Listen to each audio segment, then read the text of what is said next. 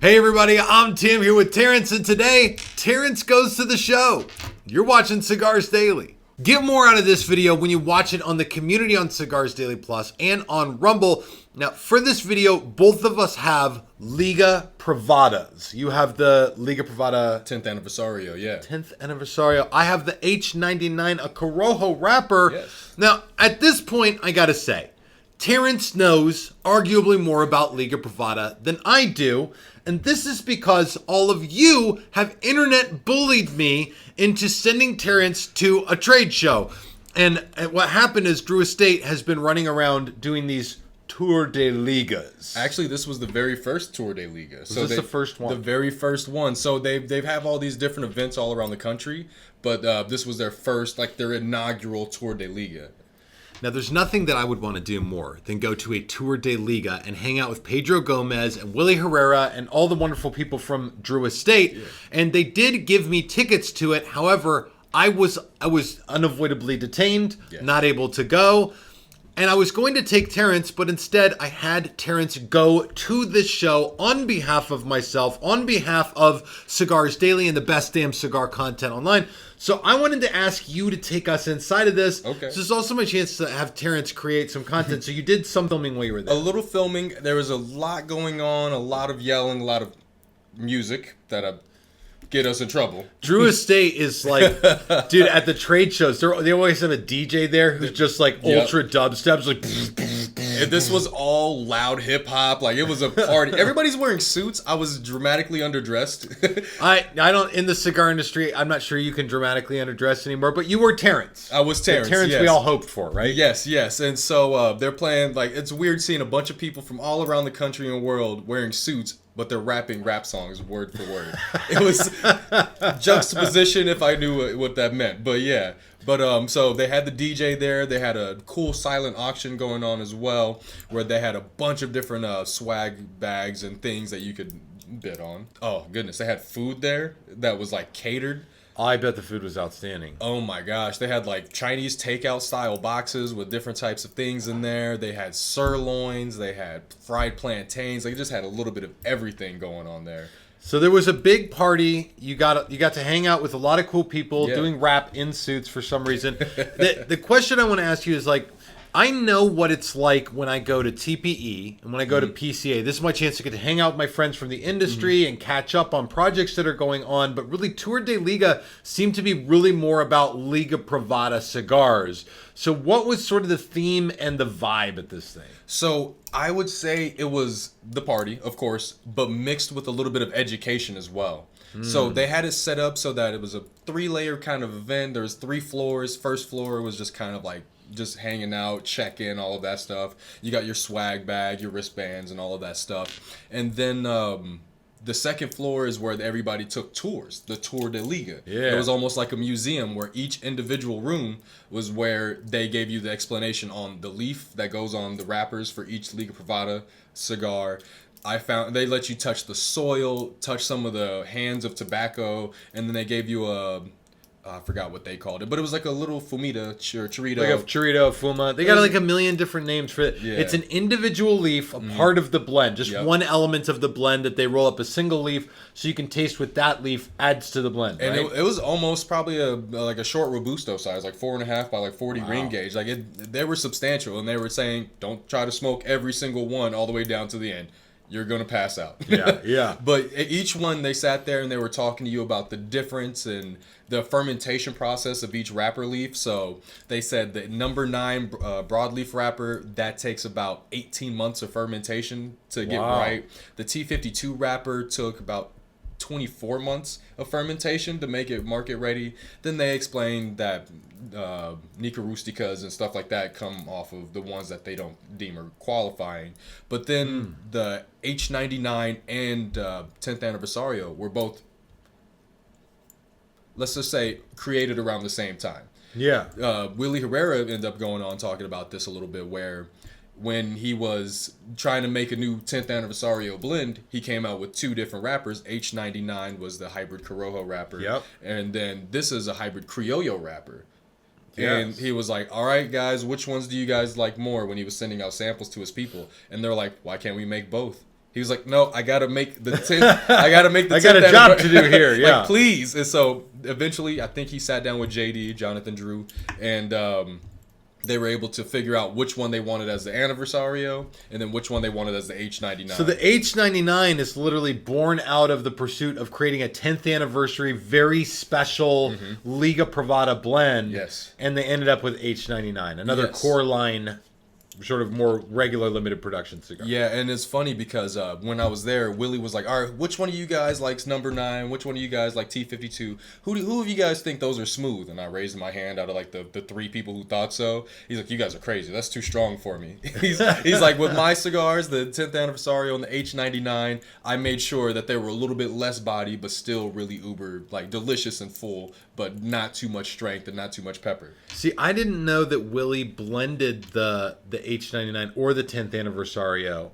I was under the understanding that there had been many Liga Privada blends, you know, with the original blending. Yeah. That sort of made their way out as the number 9, the T52, eventually Unico. That was another thing you mentioned to me. You learned a little bit about how the Unico series is different than 9 and T52, and there's some information online, but what's the big differentiator? So they didn't go crazy in depth about Unicos, but basically they, of course, everybody knows the story that out of all the blends they made to get to number 9, it was the 9th one. And then they kind of went back and reformulated some of them to make Unicos, and then they also are taking some, for certain Unicos, they have either the broadleaf wrapper from the 9 or they have the stock cut Habano from the T52. Right. And it's a little bit of a mismatch. You kind of have to do the digging for the information.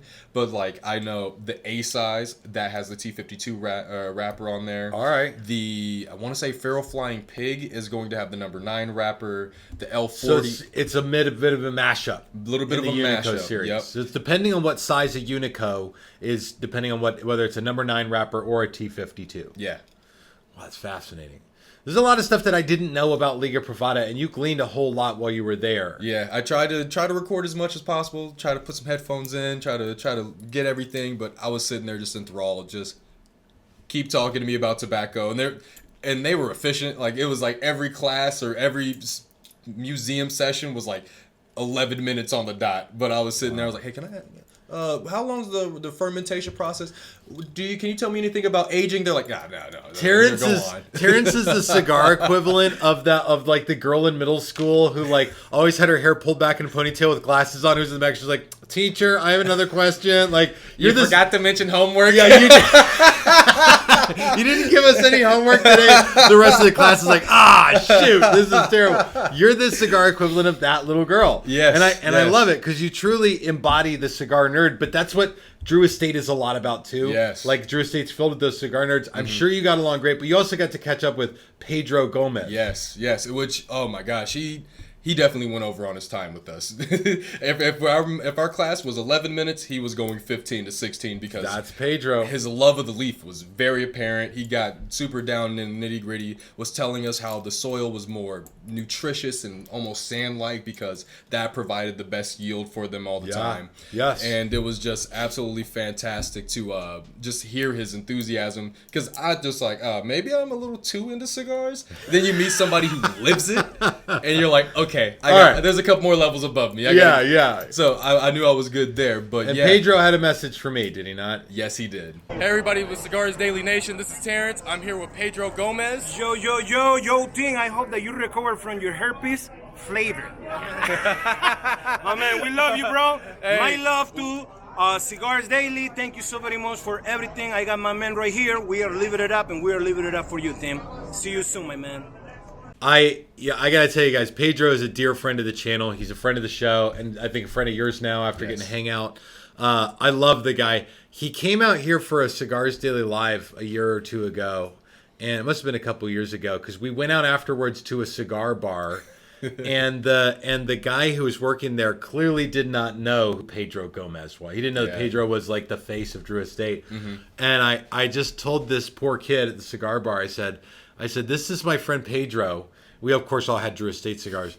I said, this is my friend Pedro. He's never had a cigar before. can you show him how to cut and light that cigar? And this guy who was like clearly more of a bartender than a cigar guy gave the saddest presentation on cutting and lighting, just right to Pedro right there at the table. And everybody else is trying not to laugh. And he just absolutely obliterated the foot of the cigar by putting the flame way too close to it and hacked the thing up while he's cutting it, and gave Pedro this poorly cut, poorly lit cigar. And I said, it's like, thank you for doing that. And he walked away. We had a big laugh about that. But Pedro's a good guy with a good spirit. And like you said, ultra passionate about the leaf, ultra passionate about the projects. And so with Drew Estate, I think that passion runs through everything they do. And you got a little bit of that at this entire experience. Yes. I had a very short interaction with Jonathan Drew just because he's a very busy guy. He's a busy guy. But he was just so passionate with the opening ceremony, just super excited, loving. Like, you could tell he loves the company and the company that he keeps because he's super excited to be there.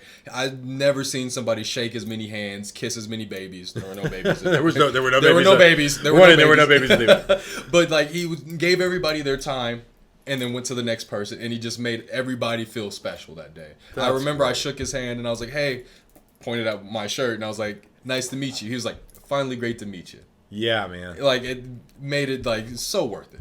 Worth it. So what was the key highlight? What was the top takeaway? What was the number one thing at this trade show, at this show, that you were like, this was my favorite takeaway? Honestly, just, again, the cigar nerd in me. Getting to sit there and learn so much about each individual cigar made it just so much fun. It makes me grab a Liga Privada, cut into it, and enjoy it that much more since I know how much blood, sweat, tears, and the methodology and the soil and the leaf and just the process of it all, the artistry of it all. It just makes it so much better every time I cut and light into a Liga Privada now. You know, I was talking with a few guys at a party last night about cigars. And one of the things I bring up, especially to guys who are just getting into this, is, you know, cigars are great because when you get into cigars, you can just be an aficionado and enjoy cigars and like the cigars you like and don't like the cigars you don't like, and just have them when you go play poker or hang out with the guys at a party. Or you could dive into it head first without even you don't even have to do a swan dive. You can just put your hands by your sides and just fall into it head first, like what Terrence does, belly flop. and just take belly flop your way into the knowledge of cigars, because it's an ocean that's unbelievably deep. Everything up from the soil to the seed to the treatment process for the leaf to create a perfectly refined experience is there, and especially there with Drew Estate, and especially with Liga Privada. So now, after this whole experience, you've come away with a more educated aficionado. Yes. Dare I say, a more educated tobacconist. And which Liga Privada is your favorite? We're talking about T52, the Liga Privada number 9, the Unico series, which we now know is a mashup of wrappers between the two, or the Liga Privada 10th Anniversario that you have there now. Does one of them stand out to you as a clear, like, if I had to pick one, I would go with this? Can I choose one of the Unicos? You can just you do anything you want. One of my Mount Rushmore cigars. So top 4 of all time. I will declare this right here. Liga Privada L40. The Lancero. Yes. It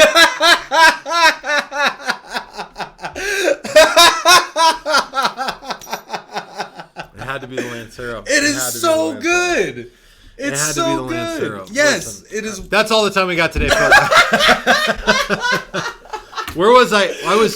I went out the other night to a cigar lounge, and I was with Allison for our 14th wedding anniversary. Congratulations! Yes. Thank you. And we're sitting in the lounge, and we're hanging out, and a couple of guys walked in, and one of the guys looked at me. He recognized me from the channel here. He's a viewer of the channel, and he walked over and he goes, "Aren't you lost?" Because I'm not at Cigars Daily. I'm at another lounge. He goes, "Are you lost?" He said, "You don't belong here." And I had a laugh. And he was going to be lighting up the L40, LP40. So their product code is LP40, but on the band it just says L40. Okay, he was lighting up that damn Lancero. It's so good.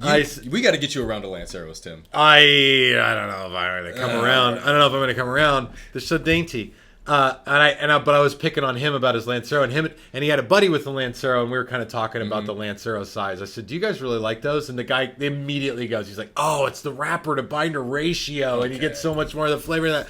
And I wanted to pick a fight with him and be like, it's a ratio. It's a ratio. It's the same. It's the same. Like if you decrease the filler, you decrease the ratio. Anyway, it doesn't matter. Ratios remain consistent. That's one of the, like, it doesn't change the ratio. I don't think, unless someone can correct me in the comments and please do. So the thing about ratios is that it's the big number colon smaller number, number colon number. Right, so. right.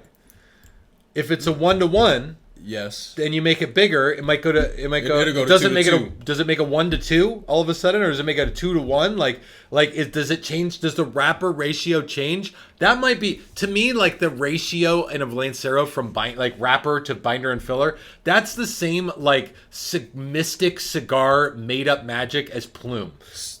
It like lives in the same world. I don't understand. So why don't we grab a T52 and a L40? And measure the area and run the numbers. Yeah, break all the leaves down. The volume of filler to the. We can spread out the wrapper leaf and see how much that would be area. I honest to God would like to put this to bed once and for all. So maybe that's going to come up very soon. But I got to tell you, I'm happy that you got to go to Tour De Liga. I'm happy that you were able to send me. Yes. And I want to put this out there for the entire Cigars Daily audience. This is probably the time to let everybody know that I am not going to PCA this year. During PCA, I will be here in the HQ, in the studio with Terrence, getting ready for a Cigars Daily Live and getting ready to hang out with all of you. And of course, I want to encourage you, drop your comments and questions down below about Drew Estate, Liga Privada. Terrence will be available to answer some of those and get more out of this video when you join the community on Cigars Daily Plus and on Rumble. And did you have a good time? Yes, I did. Was it fun? It was really fun. There were some people who stopped by the HQ. I was able to say hi to them when they came here. Good. Then when I went there, they're like, what are you doing here? And I kind of hung out with some of those guys. And I'm here now without Terrence. I need to reshoot the ending of this because the last one, the audio got corrupted and sounded like this. I would not be here if it wasn't for anybody. It's not just the one-man thing that makes Terrence. It's all of you guys. But I was so glad to send Terrence to Tour De Liga, and thank you all for your encouragement to do that and continue joining us here on Rumble and Plus. And thank you all so much for watching. We'll see you in the next video.